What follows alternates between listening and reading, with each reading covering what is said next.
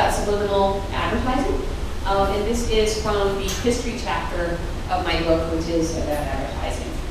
It's adapted from the history chapter. In 1957, Pin Persuaders by Vance Packard detailed the techniques of motivational research. We now take it for granted that professional persuaders are hired to reach us through our emotions, but this idea caused quite a stir in the late 50s. Vance Packard, here he is, became a media sensation, and his book topped the bestseller list for a year. Packard never actually used the word subliminal in his book, but he made a passing reference to this New Jersey theater that flashed split-second ads during screenings. These ads, which read "Eat popcorn" and "Drink Coca-Cola," I did that badly, were invisible. They were invisible to the naked eye, but supposedly they influenced people subconsciously. Now, Packard couldn't verify what happened at this theater because when he asked the newspaper that run the story about it, the newspaper said that the authorities in question didn't want to come forward and talk about it. So James Vickery, who's a market researcher, he smelled gold. Now, he was actually mentioned in Packard's book, but he had nothing to do with this experiment. Nevertheless, he took credit for it, and he called it subliminal projection. To make his claim sound believable, Vickery said his study showed that subliminal advertising increased popcorn sales by 57.5% and Coke sales by 18.1%. And the point worked. The New Yorker, Newsday, Saturday Review, many other papers ran editorials deploring subliminals.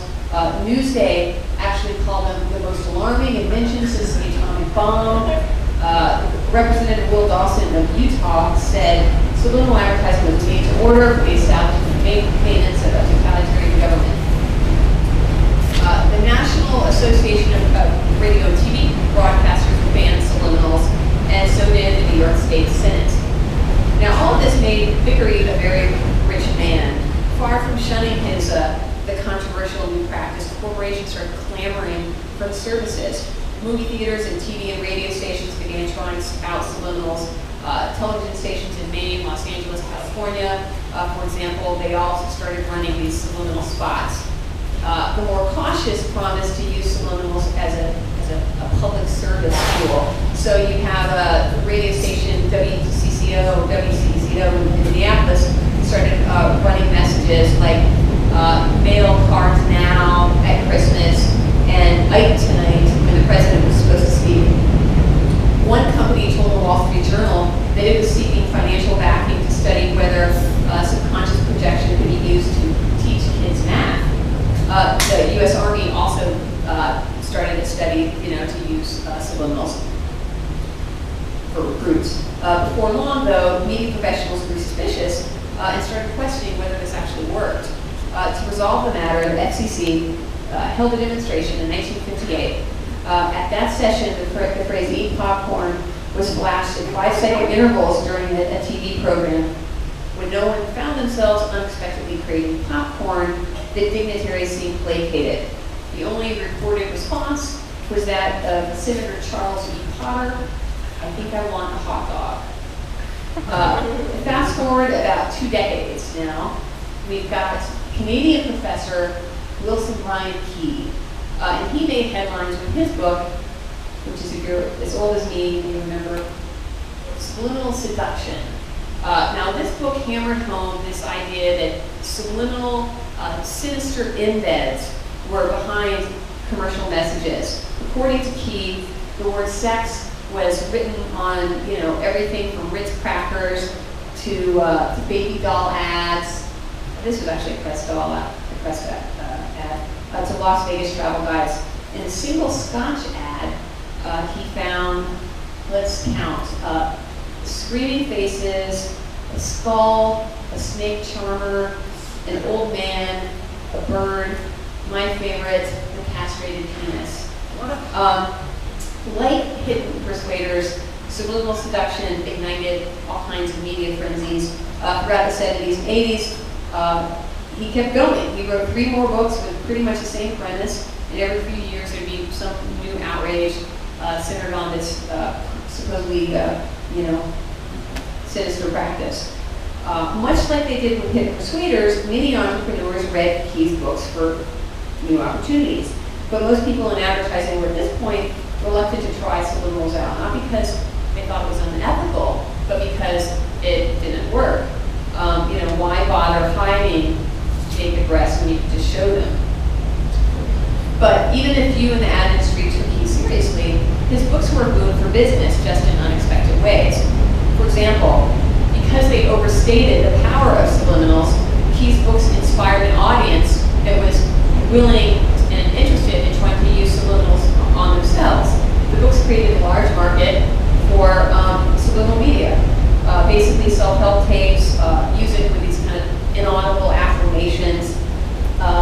Here we go, subliminal persuasion. After peak, these cassette sales alone, this is well before DVDs and internet stuff, brought in an estimated 50 million annually.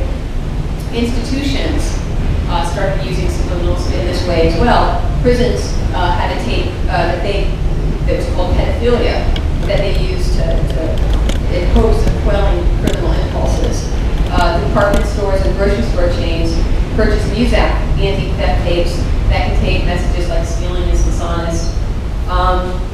While all of this is going on, people in the advertising industry found their own way to exploit subliminals. And if it works, I'm going to show you this 1959 subliminal ad. Does it work? Does it work? It doesn't appear to work. It should work. See what? I think it worked. It really. did? Yeah. Okay. It's actually worsening, so we're going to go back and try this. As long as I don't fast forward over it. But this was actually from 1959. This came out a couple years after the first book I mentioned, came out after Hidden Persuaders. And it's by Stan Freberg. He's a pretty well-known advertising writer, funny guy. How do you get it started? Ladies and gentlemen, this commercial is going to use subliminal advertising. That means you'll never see or hear the name of the product. Oh, it'll be there on the screen all right, but naked eye cannot detect it. This way you can sit back, and enjoy me as the rest. See that the freelance taking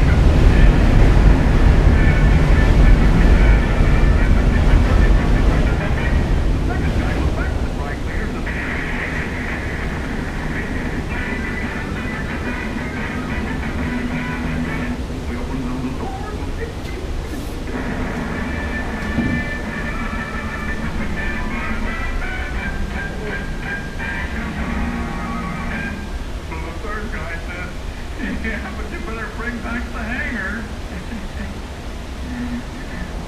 Yeah, so, okay, I don't know if you can get the point of that without the sound. But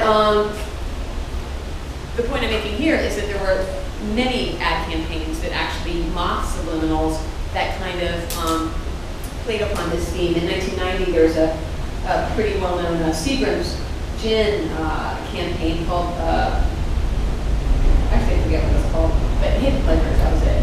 And it had these fornicating gin bottles were in some ads, and then you had kind of suggestive, there would be like golfers and tennis players airbrushed into the ice cubes. There was this absolute campaign, a bunch of other examples that I don't have pictures of. All of this could be chalked up to just another cultural fad, except for one problem. And that is that by suggesting that advertising manipulation equal subliminal manipulation, the controversy deterred meaningful discussions of advertising's influence. The ad industry couldn't have asked for a better straw man. Once the idea of subliminal advertising could be revealed as bogus, advertising